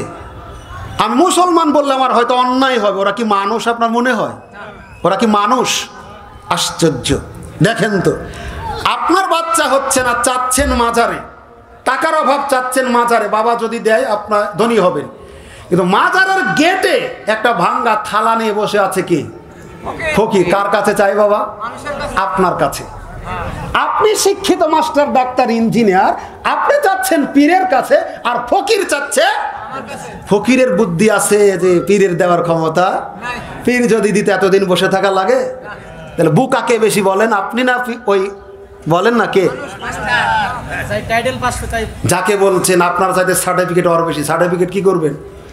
সার্টিফিকেট কি করবেন আপনি? দরকার তাকওয়া। আপনার প্রাথমিক একটা জ্ঞান থাকা দরকার। আমার হাত থেকে মোবাইলটা পড়ে গেছে, ভাই একটু তুলে দেন তো। আমার বিশ্বাস এই ক্ষমতা আপনার আছে। মাইকটা অফ হয়ে গেছে, আমি ভাইকে বললাম ভাই একটু দেখেন তো পারেন কিনা। অপারেটর ভাই চেষ্টা করে ঠিক করতে, এই ক্ষমতা তার আছে। আপনার বিশ্বাস কি করে হলো? আমি অসুস্থ, আমি যার কাছে চাচ্ছি তার কি সুস্থতা করার ক্ষমতা আছে বাবা? আমার বাচ্চা হয় না, আমি যার কাছে চাচ্ছি তার কি বাচ্চা দেওয়ার কোনো ক্ষমতা আছে? তাহলে আপনি কোন জ্ঞানে, কোন বুদ্ধিতে, কোন সেন্সে মাজারে গিয়ে সিজদায় পড়ে পীরের কাছে চাচ্ছেন? সম্মানিত উপস্থিতি, আপনি কুত্তাকে খাওয়ান, পীরকে না খাইয়ে বহনে কি হবে? দলিল আছে আবু হুরায়রা রাদিয়াল্লাহু তাআলা আনহু বলেন, রাসূলুল্লাহ সাল্লাল্লাহু আলাইহি ওয়াসাল্লাম বলেছেন, একদিন ব্যভিচারিণী এক মহিলা দেখলো একটা কুকুর হাঁপাচ্ছে। বুঝতে পারলো কুকুরটা তৃষ্ণার্ত, পিপাসার্ত। কূপ আছে, বালতি নেই, পায়ের মোজা খুলে ছিঁড়ে রশি বানিয়ে কূপের ভিতর নামালো। ওখান থেকে তুলে চিপে কুকুরকে পান করায়। যতক্ষণ কুকুর পান করলো এই মহিলা ততক্ষণ পান করালো। কুকুর পান করছে না। মহিলা বুঝতে পারলো তার পিপাসা মিটে গেছে। আল্লাহর নবী বলছেন, কুকুরের প্রতি দয়া করার কারণে এত বড় ব্যভিচারী মহিলাকে আল্লাহ সুবহানাহু ওয়া তাআলা ক্ষমা করে দিলেন। অতএব সাবধান থাকবেন। কার সেজদা কে পাচ্ছে? উন্নত শির শুধুমাত্র লুটাতে হবে যিনি স্রষ্টা, তারই সামনে, কোনো সৃষ্টির সামনে নয়। আপনাকে বলি, এরপর আপনি যান সম্পর্ক রক্ষা করার চেষ্টা করুন। এরপর আপনাকে বলছিলাম, রাসূলুল্লাহ সাল্লাল্লাহু আলাইহি ওয়াসাল্লামের সাহাবী আব্দুল্লাহ ইবনে আমর রাদিয়াল্লাহু তাআলা আনহু বলেন, রাসূলুল্লাহ সাল্লাল্লাহু আলাইহি ওয়াসাল্লাম বলেছেন, তার একটা দাস ছিল, জুতাবাহক ছিল, যার নাম কারকারা। শত্রুপক্ষের নিক্ষিপ্ত তীরের আঘাতে মারা গেল। সাহাবীরা বলছেন, কারকারা সৌভাগ্যবান, ও জান্নাতি। আল্লাহ নবী রেগে গেলেন, লাল বর্ণ হয়ে গেল তার মুখমণ্ডল। তিনি বললেন, কখনো নয়, আমি তাকে জাহান্নামের আগুনে জ্বলতে দেখেছি। সাহাবীরা বলছেন, আশ্চর্য, কি করে সম্ভব? তখন তিনি বলছেন, যুদ্ধের ময়দান থেকে গনিমত হিসেবে যেটা পেয়েছিল সেখান থেকে একটা চাদর ও চুরি করেছে, গনিমতে জমা দেয়নি, জীবনটা দিয়ে দিছে আল্লাহর পথে। অপরাধ একটা চাদর চুরি করা। আরো সামনে বাড়ি, খয়বারের যুদ্ধের দিনে ওমর রাদিয়াল্লাহু তাআলা আনহু বলছেন, যুদ্ধ শেষে আমরা ময়দানটা চষে বেড়াচ্ছিলাম দেখার জন্য। অনেক জায়গায় ছড়িয়ে ছিটিয়ে মুসলিমদের লাশ পড়ে আছে। একটা লাশ উদ্দেশ্য করে, ইঙ্গিত করে আমি বললাম, ফুলানুন শাহিদুন, এই লাশটা শহীদের। আল্লাহর নবী শুনলেন, হ্যাঁও বললেন না, নাও বললেন না, মানে মৌন স্বীকৃতি দিলেন, হ্যাঁ এটা শহীদের লাশ। আর একটা লাশ দেখিয়ে দিয়ে বললাম, ফুলানুন শাহিদুন, এই লাশটা শহীদের। এবারও নবীজি কিছু বললেন না, তার মানে তিনি স্বীকৃতি দিলেন, হ্যাঁ এটাও শহীদের লাশ। তৃতীয় লাশ দেখি আমি বললাম, ফুলানুন শাহিদুন, এটা শহীদের লাশ। এবার নবী আর থেমে থাকলেন না, তিনি বলছেন, কাল্লা, কখনো নয়, ইন্নী রাআইতুহু ফিন্নার, আমি একে জাহান্নামের আগুনে জ্বলতে পুড়তে দেখেছি। সাহাবীরা বলছেন, আশ্চর্য, লোকটা জিহাদের ময়দানে নবীজির সৈনিক, ইসলামের সৈনিক, আল্লাহর সৈনিক, জীবনটা দিয়ে দিয়েছে, লাশ পড়ে আছে জিহাদের ময়দানে, কিন্তু জাহান্নামে কেন? আপনাদের প্রশ্ন হয় না? আপনি তো মাঝে মধ্যে স্লোগান দেন, রক্তের বন্যায় ভেসে যাবে, বলেন, কয়েকদিন আগেই তো বলেছেন, অফিস তো ভাঙ্গেননি এখনো, রক্তের বন্যায় ভেসে যাবে অন্যায়, অমুকের রক্ত বৃথা যেতে দেব না। কয়টা আদায় করেছেন? ঘোড়া হলে মুখে লাগাম দেওয়া থাকতো, আমরা ঘোড়া না তো মানুষ, একটু লাগাম দেন, এই কথা বলারও বিচার হবে। এত হাম্বি দাম্বি করে ইসলাম কায়েম করা যায় না, নিজের মধ্যে ইসলামটা প্রতিষ্ঠিত করুন। স্বপ্ন দেখছেন বিশাল, সুদ ছাড়তে পারেননি। স্বপ্ন দেখছেন বিশাল, দাড়ি আজও লম্বা করতে পারেননি। স্বপ্ন দেখছেন বিশাল, আজও পিতামাতার খেদমত করতে শিখেননি। স্বপ্ন দেখছেন বিশাল, রাজপথে থাকেন, নামাজ পড়েন না। বহু আছে। রঙিন স্বপ্ন ছেড়ে দিন, সময় থাকতে তওবা করে ফিরে আসুন ওহির পতাকা তলে, বেঁচে থাকার সার্থকতা আসবে। যে কথা বলছিলাম, ওমর রাদিয়াল্লাহু তাআলা আনহু বলছেন, কি করে এটা? কিন্তু আল্লাহর নবী তো ওহী ছাড়া কোনো কথা বলেন না। কথা বলেন, ওয়া মা ইয়ানতিকু আনিল হাওয়া ইন হুয়া ইল্লা ওয়াহিয়ুন ইউহা। নবী নিজের থেকে বানিয়ে কোনো কথা বলেন না, যেটা বলেন সেটা আল্লাহর ওহী। তার নবীজি বললেন লোকটা জাহান্নামী, বানিয়ে না, কথা বলেন, বানিয়ে, ওহীর ভিত্তিতে কিনা? কিন্তু কেন? সাহাবীরা বলছেন, আমরা তার দেহ তল্লাশি চালালাম, দেখলাম ছোট্ট একটা লোহার আংটির পরিমাণ কিছু চুরি করে রেখেছে, জমা দেয়নি। খালি সুবহানাল্লাহ বলেন, কিন্তু নিজে বোঝার চেষ্টা করবেন না। জীবন দিয়ে দিয়েছে, যুদ্ধ করতে করতে ইসলামের পথে জিহাদের মাঠেই পড়ে আছে। অপরাধ কি বাবা? পরিমাণ কতখানি? আমি তাহাজ্জুদ পড়ি, চুরির পরিমাণ হয়তো তার চাইতে বেশি হতেও, বোঝাতে পারিনি। আমি হজ উমরা করে এসেছি, হয়তো আমার চুরির পরিমাণ তার চাইতে বেশি হতেও হবে বলিনি। আপনি গায়ে পেড়ে নেবেন না। আমি অনুরোধ করতে এসেছি, নবীর সাহাবী, নবীর সাথে কাফেরদের বিরুদ্ধে যুদ্ধের সৈনিক জীবনটা দিয়ে দিয়েছে। অপরাধ লোহার আংটির পরিমাণ কিছু আত্মসাৎ করা। নবীজি দেখছেন আমি তাকে জাহান্নামের আগুনে জ্বলতে দেখছি। আমার মনে হয় একটা হাদিস বলার পরে আত্মসাৎ সম্পর্কিত কোনো হাদিস জনগণকে বলাই যদি লাগে, সারা দেশের এই মাহফিলগুলি ব্যর্থ। আপনি বুঝেন কিন্তু মানেন না। মানুষ হক জানে, মানে না কেন? এদেশের প্রত্যেকটা মানুষ, ইহুদি, খ্রিস্টান, চাকমা, মারমা, গারো, সাঁওতাল, বুনো, ইহুদি, খ্রিস্টান, মুসলিম, প্রত্যেকটা মানুষ জানে আল্লাহর বিধান সৃষ্টির জন্য কল্যাণকর। কথা বলেন, কিন্তু মানে না কেন? একটাই জবাব, আল্লাহর বিধান মানলে বান্দা তার নিজের ইচ্ছা মতো চলতে পারে না। আর কোরআন হাদিস মেনে যখন চলবে, এভাবেই চলতে রাজি নয়। আর কোনো উত্তর নাই দ্বিতীয়টা। কারণ নিজের ইচ্ছা মতো চলতে চায়, তার কি বিধানের কাছে কি মাথা নত করবে? অবশ্যই না। অতএব কল্যাণ সেটার ভিতরেই, যেটা আল্লাহর ওহী, আল্লাহর বিধান। আপনাকে বলছিলাম আত্মসাতের পথটা পরিহার করুন। গুরুত্বপূর্ণ একটা আত্মসাৎ চলছে জায়েজের নামে।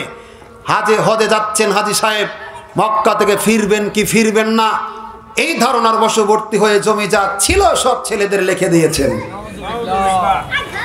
গরিবেরা নাউজুবিল্লাহ বলে কি করবেন? জমতে দেয় ধনীরা। আপনার সিদ্ধান্ত ভুল। বাংলাদেশটা নষ্ট করেছেন, কাবাও নষ্ট করতে গেছেন। সিদ্ধান্ত থেকে ফিরে আসুন সময় থাকতে।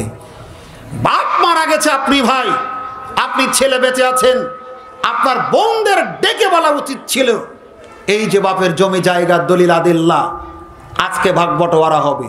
বোন যদি আপনাকে বলে, বোন যদি আপনাকে বলে শোকাহত পরিবার, ঋণ দেনা পাওনা আছে কিনা মিটান, একটু শান্ত হোক, পরিবারটা পরে দেখা যাবে, এটা ভিন্ন কথা। বোঝাতে পারিনি, বোঝাতে পারিনি। মারা গেছে বাপ, ভাই তার বোনদের ডেকে বলবে এই জমির দলিল আদিল্লাহ, ভাগ বাটোয়ারা হবে আজকে। বোন যদি আপনাকে বলে শোকাহত পরিবার শান্ত হোক, কিছুদিন অতিবাহিত হোক, এটা আলাদা কথা। না হলে আমি আপনি ডেকে বন্টন করতে বাধ্য। এটাতে তো দিলাম না দিলাম না 1, 2, 3, 4, 5 বছর যায়, 6, 7, 10 বছর যায়। আপনি বাপের সম্পত্তিতে এলাকায় জমিদারি স্টাইলে চলেন। আপনার বোন মানুষের বাড়িতে আপনার আচরণের কারণে, জমি বের করে না দেওয়ার কারণে কোনোদিন মাথা উঁচু করে কথা বলতে পারে না। এক পর্যায়ে স্বামীর অত্যাচারে বাপের বাড়িতে গেল, কাজ হয় না বলে গ্রাম্য মাতব্বরদের বলল, এক পর্যায়ে রাজি হলো, তো বলছে জমি বের করে দিতে পারি, গোটা গ্রামের মানুষকে এক সন্ধ্যা খাওয়াতে হবে। বানেশ্বর এলাকাতে আছে না? না আছে। আশ্চর্য, জমি পাবে বাপের ও মেয়ে, আপনি খাবেন কেন? আশ্চর্য। খাবেন ভালো কথা, মেয়েকে দিতে হবে কেন? ছেলে খাচ্ছে, ও দিতে পারে, মেয়ে কেন দেবে? তবু দিল 5 কাঠা জমির প্রত্যাশায়। পাবে হলো 3 বিঘা ভাগে, দিলেন 1.5 বিঘা। তাও দিলেন, আপনি যেগুলো আবাদ করেন এগুলো 20 লাখ টাকা বিঘা, আর যেটা দিলেন বোনদের 3 লাখ টাকা বিঘা কেউ নেয় না। এরপর অভাবের জন্য আপনি বিক্রি করতে চাচ্ছেন, আপনার বোন বিক্রি করবে, নিতে চাচ্ছে কেউ 3 লাখ টাকা বিঘায়, আপনি বলছেন 1.5 লাখ টাকা বিঘা দেবো, আমাকেই জমি দিতে হবে, দেখি কে নেই। আর ঠিক আপনাকে বলা লাগবে না,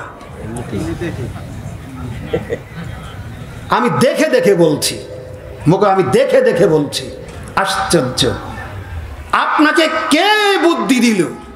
এদেশের বহু মানুষ, আপনি যান সন্ধ্যাবেলাতে এখনো বানেশ্বর বাজারে সিদ্ধ ডিম বিক্রি করে খায়, 100 টাকা জমি নাই, আপনার চাইতে তার ঘুম ভালো। আজকেও আপনি যান রাজশাহী রেল স্টেশনে, আপনার চাইতে চেহারা সুরত শরীর ভালো অনেক মানুষ চিতায় পিঠা বিক্রি করে খায়, আপনার মতো জমি নাই কিন্তু ঘুম ভালো আপনার চাইতে। এরা আপনার ভুল সিদ্ধান্ত। রুজি রিজিকের মালিক আল্লাহ। আপনি কেন শয়তানি করতে গেলেন? আপনি কেন শয়তানি করতে গেলেন? আশ্চর্য। যেখানে যে মানের জমি আপনি নিয়েছেন সেখানে সেই মানের জমি আপনার বোনকে বের করে দিতে হবে। এই আত্মসাতের পথ থেকে বাঁচুন। তাহাজ্জুদ হজ উমরা আপনার জাহান্নাম থেকে বাঁচাতে পারবে না। এখনই সুযোগ বেঁচে আছেন, সংশোধন হন। বোনকে ডাকেন, বলুন এটা আমি ভুল করেছিলাম, ভুল হয়েছে, বেঁচে আছি, সংশোধনের একটা সুযোগ আমার আছে। তুমি বোন, আমি আশা করি আবদার রাখলে তুমি ফেলে দিবে না। আমি তোমার সাথে আপোষ হতে চাচ্ছি, এখনই সুযোগ, না হলে জান্নাতে যেতে পারবেন না। আল্লাহর নবী বলেছেন আত্মসাৎকারী আল্লাহর জান্নাতে যাবে না। চলুন এরপরে দেখায়। মহান আল্লাহ বলেন ওয়াইলুল লিকুল্লি হুমাজাতিল লুমাজা, ধ্বংসই সমস্ত নারী পুরুষের জন্য যারা মানুষের গীবত করে, পরনিন্দা করে, চুগলখুরি করে, সাক্ষাতে অসাক্ষাতে। রাসূলুল্লাহ সাল্লাল্লাহু আলাইহি ওয়াসাল্লাম বলেছেন যারা গীবত করে, পরনিন্দা করে, এরা আল্লাহর জান্নাতে যাবে না। গীবত থেকে বাঁচুন। আব্দুল্লাহ ইবনে আব্বাস রাদিয়াল্লাহু তাআলা আনহু বলেন রাসূলুল্লাহ সাল্লাল্লাহু আলাইহি ওয়াসাল্লাম বলেছেন একদা তিনি দুটি কবরের পাশ দিয়ে যাচ্ছিলেন, দেখলেন কবর দুটিতে শাস্তি দেওয়া হচ্ছে। সাথে থাকা সাহাবীদেরকে জিজ্ঞাসা করলেন, সাহাবীরা বলো তো কবর দুটি কোন জামানার? তাকে বলা হলো লোকগুলি শিরকের জামানার। তখন তিনি বলছেন কবর দুটিতে শাস্তি দেওয়া হচ্ছে, তবে বড় কোনো অপরাধের কারণে নয়। যেমন শুরুতে একটা হাদিসের অনুবাদ করেছিলাম, টাকনোর নিচে কাপড় পরা অপরাধী মনে করেন না, দান করে খোঁটা দেওয়া অপরাধী মনে করেন না, যেটা বলছিলাম মিথ্যা কথা বলে ব্যবসা করা অন্যায় মনে করেন না। এখানে আল্লাহ নবী একই ভাষা ব্যবহার করছেন। বড় কোনো পাপের কারণে কবরে শাস্তি হচ্ছে না। পাপ দুটি শোনো। একটা পাপ হলো লা ইয়াস্তাতিরু মিনাল বাউলি, যখন পেশাব করতো পানি নিত, ঢেল টিস্যু নিত, কিন্তু সেটা ফোঁটা গায়ে লাগতো, এ ব্যাপারে সতর্ক ছিল না, এই কারণে কবরে শাস্তি হচ্ছে। দুইজনার দ্বিতীয় জন ওয়ামশিবেন নামিমা, গীবত করত, পরনিন্দা করত, চুগলখুরি করত, একজনের কথা আর একজনকে বলে বেড়াতো, ভাই ভাই দ্বন্দ্ব লাগাতো, ভাই বোনে দ্বন্দ্ব লাগাতো, স্বামী স্ত্রীর ভিতরে দ্বন্দ্ব বাঁধাতো। এই কাজ ছিল তার নিত্যদিনের। এই জন্য কবরে শাস্তি হচ্ছে। আল্লাহর নবী বলেছেন মানুষের মরণের পরে জান্নাত অথবা জাহান্নামে যাওয়ার আগে যতগুলি ঘাটি আছে, কঠিন এবং জটিল জায়গা আছে, সবচেয়ে কঠিন এবং জটিল জায়গার নাম কবর। কবরে যদি কেউ নাজাত পায়, কবরে কেউ যদি মুক্তি পায়, কবর যদি কেউ মুক্ত হয়, বোঝা গেল জান্নাতে যাবে, সোজা কথা। আর কবর যদি কারোর জন্য কঠিন হয়, বাকি যতগুলি জায়গা আছে তার জন্য আরো কঠিন এবং জটিল হবে। অতএব কবরের শাস্তি থেকে বাঁচার জন্য, পুলচিরাতের বিভীষিকাময় শাস্তি থেকে বাঁচার জন্য, আমলনামা ডান হাতে প্রাপ্তির জন্য, পুলচিরাত দ্রুত গতিতে পার হওয়ার জন্য, জান্নাতে ঢোকার জন্য গীবত পরিত্যাগ করুন, পরনিন্দা পরিত্যাগ করুন, পেশাবের ছিটা ফোটা গায়ে লাগে কিনা সতর্ক থাকুন। কিছু মানুষ আছে এদের সাথে কুত্তার খুব বন্ধুত্ব। কার? কুত্তা না চিনলে তো ডগ চিনেন। দেখবেন কুকুরের পেশাব লাগলে কেবলা মানে না। কেবলা মানে মানুষজন আছে কিনা সামনে দেখে না, পানি আছে কিনা দেখে না, আড়াল আছে কিনা দেখে না, পকেটে টিস্যু আছে কিনা দেখে না। কুকুরে কে এগুলো দেখে বাবা? কথা বলেন, কুকুরে কে এগুলো দেখে? আমার কথা বোঝা যায়?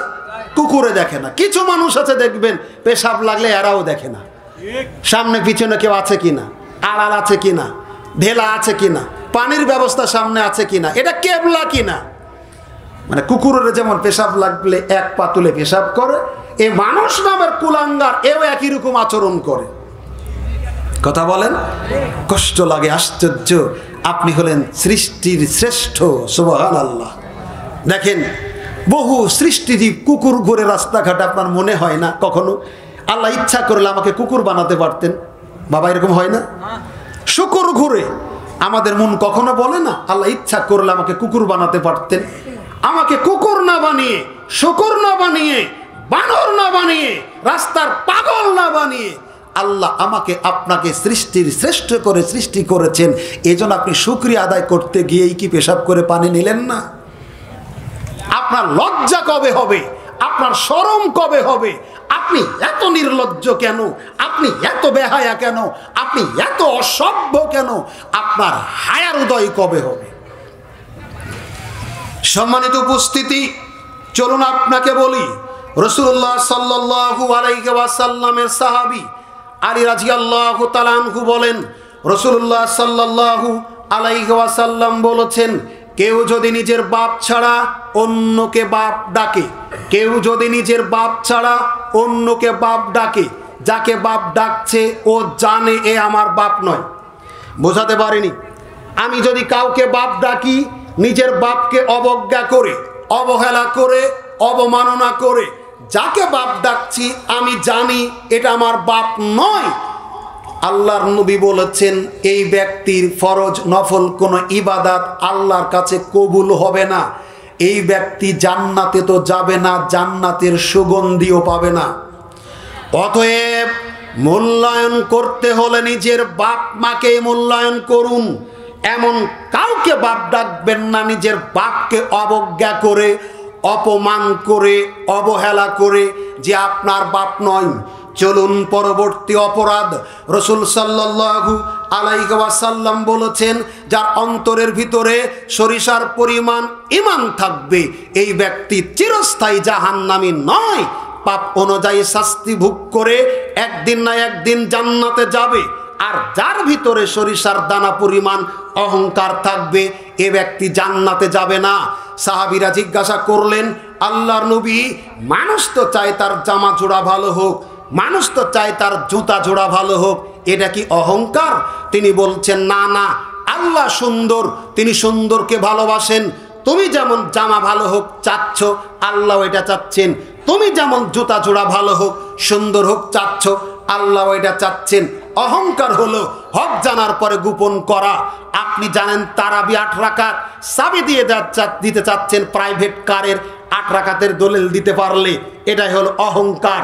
আজান একটা জুমার দিনে হবে, আপনি 2টা দিচ্ছেন, এটাই অহংকার। হালুয়া রুটির সাথে শবে বরাতের সাথে ধর্মের নিকটতম দূরতম কোনো সম্পর্ক নেই, তারপর আপনি হালুয়া রুটি খাচ্ছেন, এটাই হলো অহংকার। হক জানার পরে গোপন করা।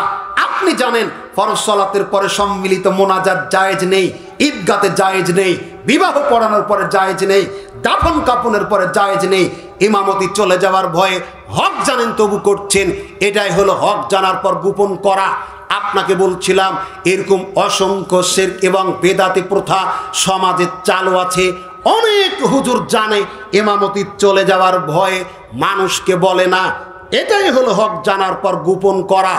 আপনাকে বলছিলাম মানুষকে হেয় জ্ঞান করা, মানুষকে অবজ্ঞা করা, মানুষকে তুচ্ছ জ্ঞান করা। দেখুন, যাকে আমরা ঘৃণা করি, যাকে আমরা পছন্দ করি না, তার জান্নাতের গ্যারান্টি আছে, তার জান্নাতের নিশ্চয়তা আছে। আল্লাহর নবী বলছেন 3 শ্রেণীর মানুষ থেকে আল্লাহ তার কলমটা তুলে নিয়েছেন। 1, ঘুমন্ত মানুষ যতক্ষণ না জাগে। 2, নাবালেগ যতক্ষণ বালেগ না হয়। 3, পাগল যতক্ষণ জ্ঞান ফিরে না আসে। পাগলকে আমরা ঘৃণা করি। পাগল অবস্থায় মারা গেলে জান্নাতে যাবে, ঘুমন্ত অবস্থায় মারা গেলে জান্নাতে যাবে। আমি আপনি সুস্থ মারা গেলে জান্নাতে যাব, গ্যারান্টি আছে? কথা বলেন, গ্যারান্টি আছে? অথচ পাগলকে দেখে আমরা ঘৃণা করি, ঢেল ছুড়ি, নাক ছিটকায়, অবজ্ঞা করি, তুচ্ছ জ্ঞান করি যে না এমনটি করবেন না। এটা মুসলিমদের আচরণ নয়, এটা আমাদের শিষ্টাচার নয়, বরং তাদের খেদমত করার ভিতরে কল্যাণ নিহিত আছে। আপনাকে বলি অহংকার বর্জন করুন। অহংকার আল্লাহরই মানায়, অহংকার করা আল্লাহরই মানায়, অহংকার করা আল্লাহরই মানায়। অতএব সাবধান থাকবেন, অহংকার থেকে দূরে থাকার চেষ্টা করুন। রাসূল সাল্লাল্লাহু আলাইহি ওয়াসাল্লামের সাহাবী সাওবান রাদিয়াল্লাহু তাআলা আনহু বলেন, রাসূলুল্লাহ সাল্লাল্লাহু আলাইহি ওয়াসাল্লাম বলেছেন, যেই মহিলা তুচ্ছ ঠুনকো অল্প কারণেই স্বামীর কাছে তালাক চায়। এরকম কিছু মহিলা আছে না, খচ্চর চেড়ির মহিলা, একটু কিছু হতে না হতেই বলে তালাক দিয়ে দাও, তোমার সংসার করব না, তোমার ভাত আর খাবো না। রাসূলুল্লাহ সাল্লাল্লাহু আলাইহি ওয়াসাল্লাম বলেছেন, যেই নারী ঠুনকো কারণে, তুচ্ছ কারণে স্বামীর কাছে তালাক চায়, আল্লাহ সুবহানাহু ওয়া তাআলা এই তালাক প্রার্থী নারীর ফরজ নফল কোনো ইবাদত কবুল করবেন না। এই মহিলা জান্নাতে যাবে না, জান্নাতের সুগন্ধিও পাবে না। অতএব মা বোন যে যেখানে আছেন, যেখান থেকে শুনছেন আজকের এই আলোচনা, ঠুনকো কোনো কারণে স্বামীর কাছে তালাক প্রার্থনা করবেন না, তালাক চাইবেন না। ধৈর্য ধারণ করুন, এখানেই থাকুন। এখানে থাকাতে আপনার কল্যাণ আছে, এখানে থাকায় আপনার কল্যাণ আছে। আপনি বলছেন হুজুর আপনি জানেন না আমার স্বামী যে কত খারাপ, আমি জানি। আপনাকে বলতে আসিনি আপনার স্বামী ভালো আপনি খারাপ, এটা আমার কথা নয়। আপনার সাথে আমি একমত, তবে মাঝখানে আপনাকে একটা সান্ত্বনা বাণী দিই। সেটা কি? সারা পৃথিবীতে সবচেয়ে লম্পট, সবচাইতে অসভ্য, সবচাইতে ইতর, সবচাইতে জঘন্য মানুষের নাম হলো ফেরাউন। সারা পৃথিবীতে সবচেয়ে জঘন্য, সবচেয়ে অসভ্য, সবচেয়ে নিকৃষ্ট, সবচেয়ে ইতর মানুষের নাম হলো ফেরাউন। আর তার স্ত্রীর নাম হলো, বলেন না, এত বড় শয়তান মানুষের কাছে থেকে আসিয়া মরার আগে আল্লাহকে বলছেন, আল্লাহ তুমি আমাকে ফেরাউন এবং তার অত্যাচারী চেলা চাপটাদের হাত থেকে বাঁচাও। আল্লাহ মারা গেলে জান্নাতের কোন জায়গাতে আমাকে থাকতে দিবে? আল্লাহ আগে আমাকে দেখাও, তারপর জান কব্জ করাও।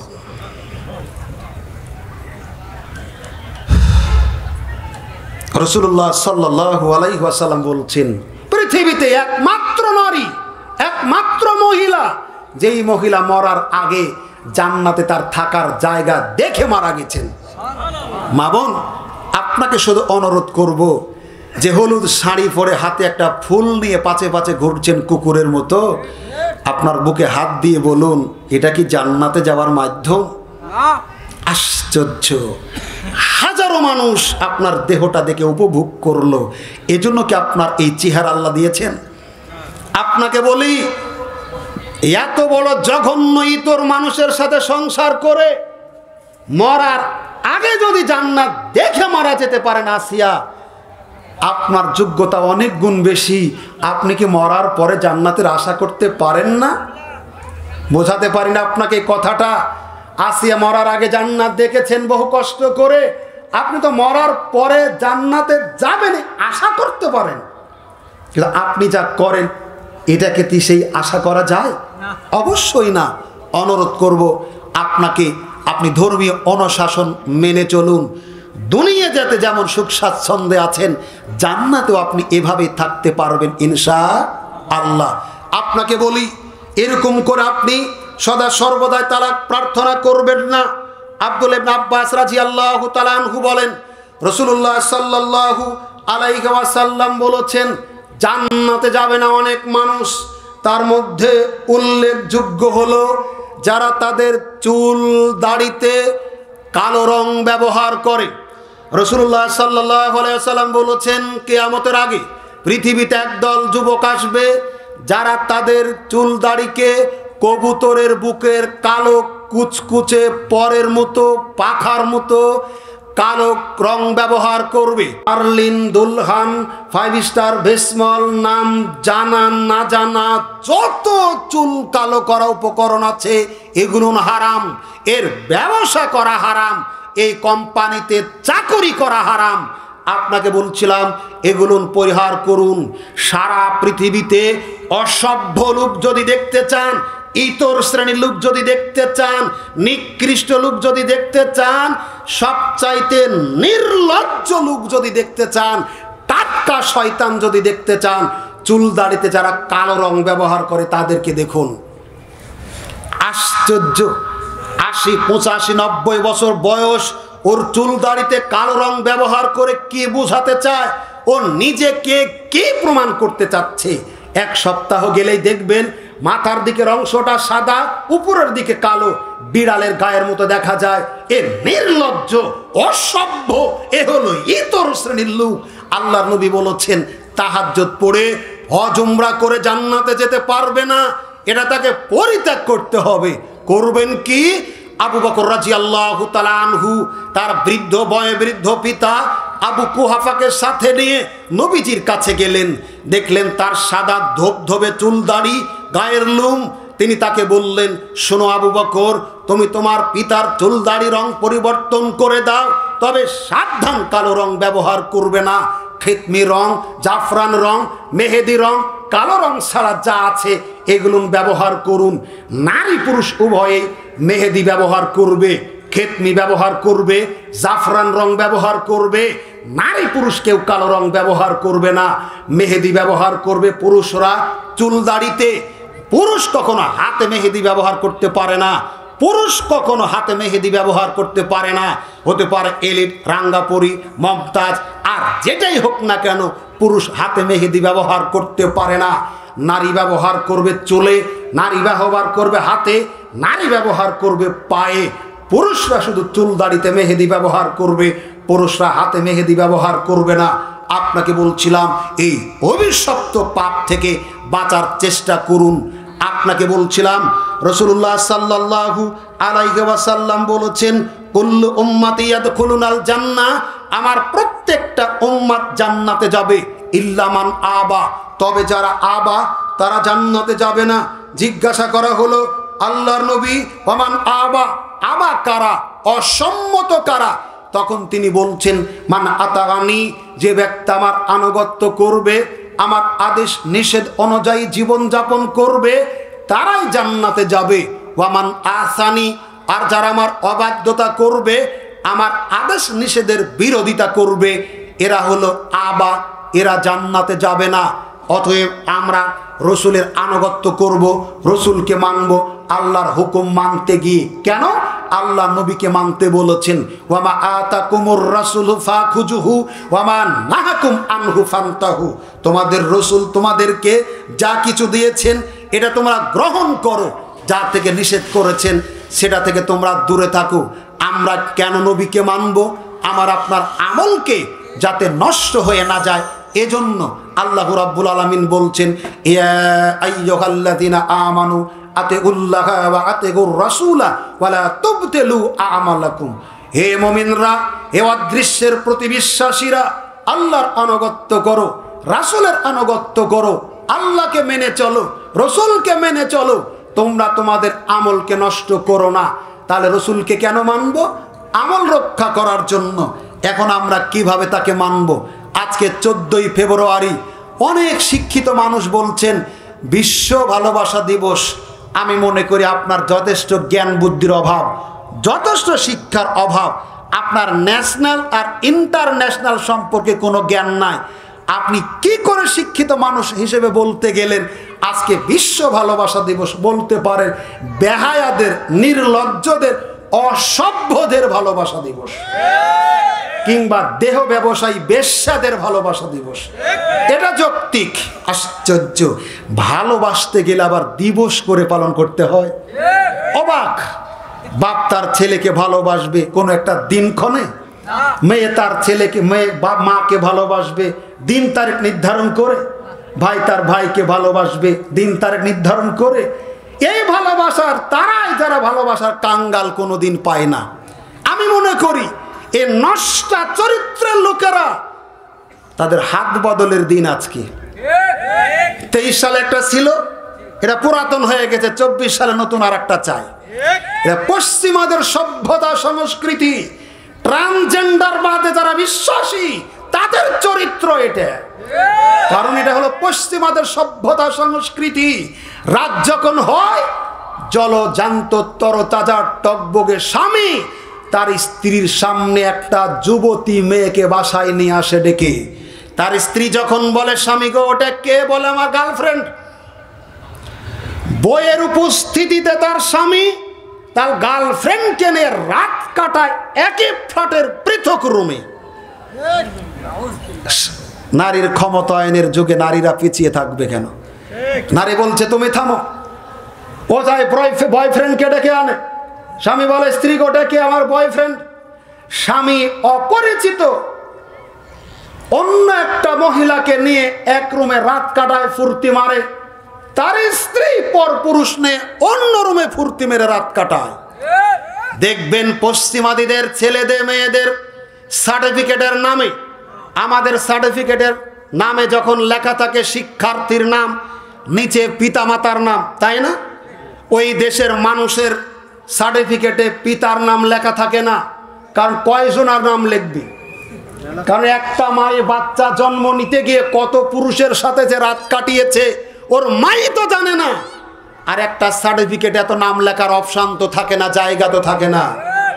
যারা তাদের পাঁচাটা গোলাম, যারা তাদের তুচ্ছ খুদকুটো খেয়ে এদেশে তাদের এজেন্ডা বাস্তবায়ন করে দেওয়ার কাজে চেষ্টা করছে, মনে রাখবে এদেশের মানুষ হতদরিদ্র হতে পারে, এদেশের মানুষ ভ্যান চালক হতে পারে, এদেশের মানুষ তার ইমানকে বিক্রি করে দিতে পারে না। অতএব তোমার নষ্টামি আর ভণ্ডামি অসভ্যতা ছেড়ে দাও।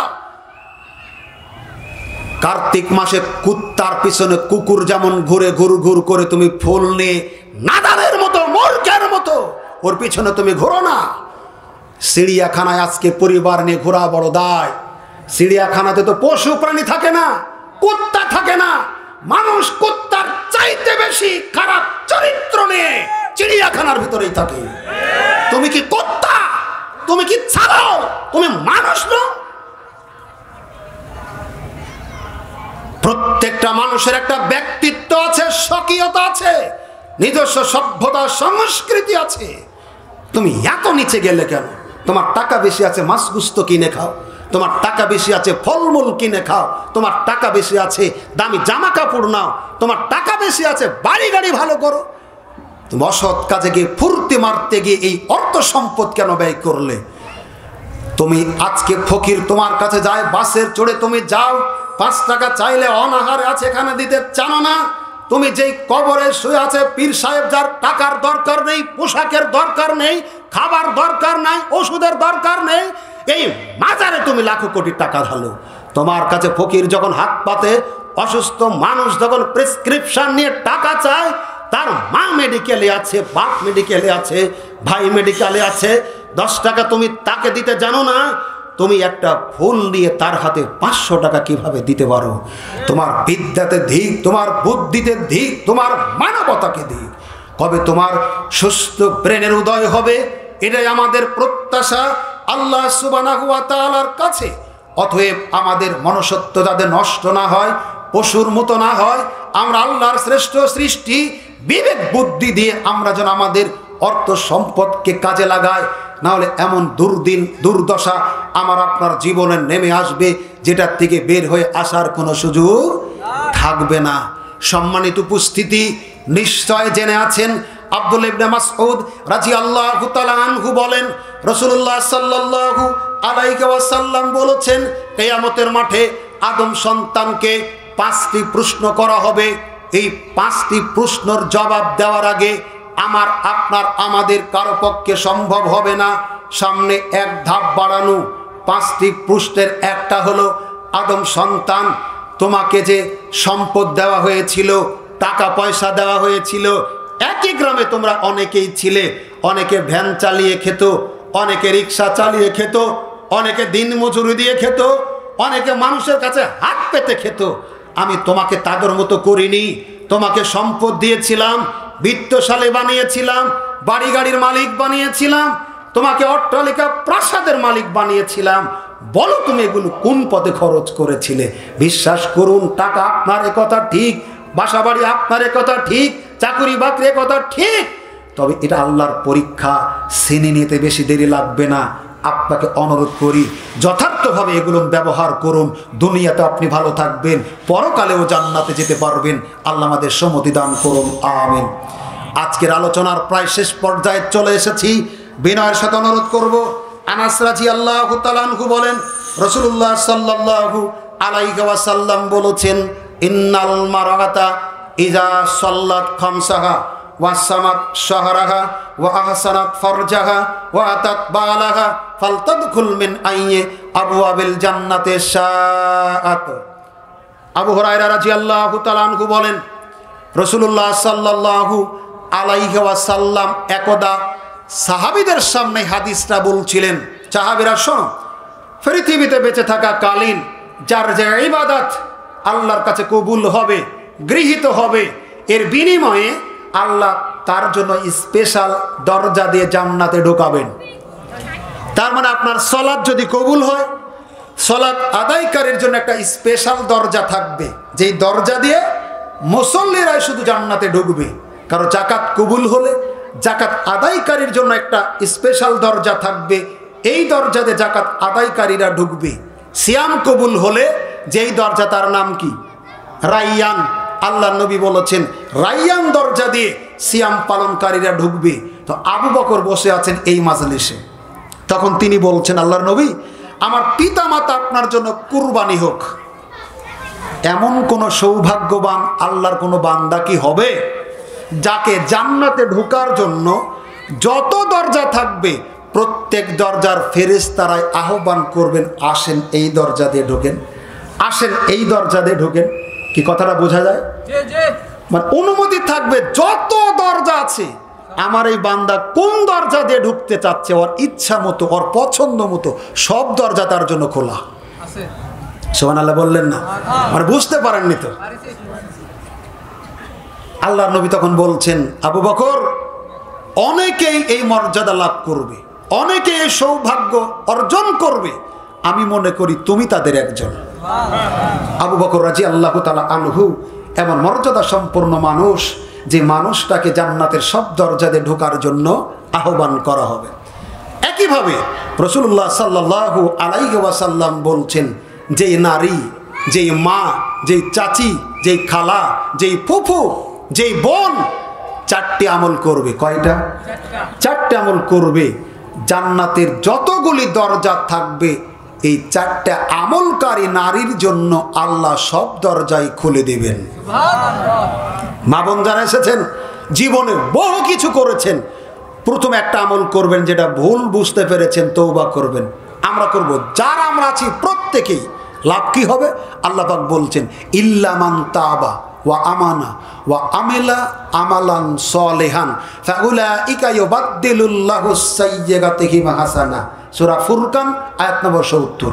আল্লাহ পাক বলছেন, যারা তার পাপকে স্বীকার করে, ভুল বুঝতে পারে, অনুতপ্ত হয়, আল্লাহর কাছে ফিরে যায়, আল্লাহ এ যাবৎ বুঝিনি, বহুদিন গেছি বিশ্ব ভালোবাসা দিবসে, আর যাব না, আল্লাহ বহু টাকা খরচ করেছি ভদ্রা পার্কে, কিচ্ছু নাই, আমি তওবা করছি, ফিরে আসছি, আল্লাহ নামাজ পড়িনি, ভুল হয়েছে, আজ থেকে পড়বো।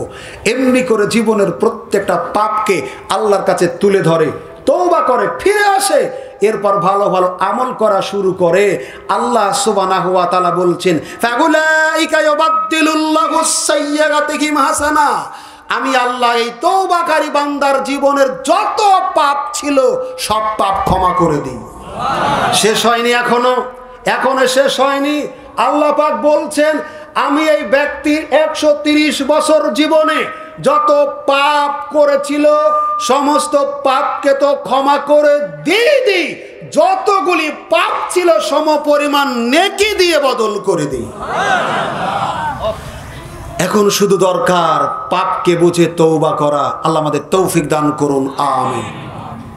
তাহলে সংশোধন হলে লাভ না ক্ষতি? সংশোধন হলে লাভ না ক্ষতি? আমরা সংশোধন হব তো ইনশাআল্লাহ।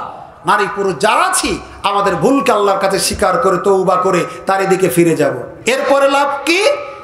এরপরে যদি আমরা চারটি আমল করি, আমাদের মা বোনেরা করতে পারে, জান্নাতের সব দরজা তার জন্য উন্মুক্ত করা হবে।